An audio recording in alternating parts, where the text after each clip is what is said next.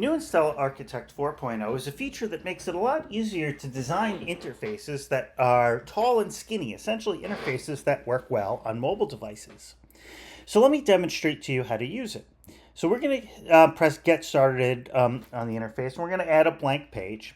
And what we're going to do is we're going to change our page width from 1066 by 600 to be 1066 by 2000.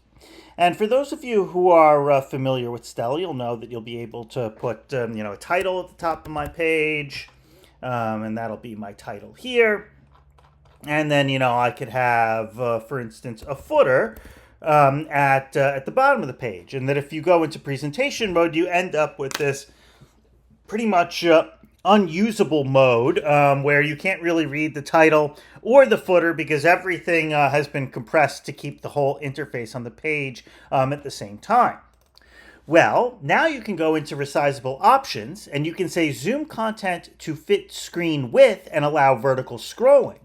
And when you do that, you end up with your title at the top of the page in a normal readable size and a vertical scroll bar.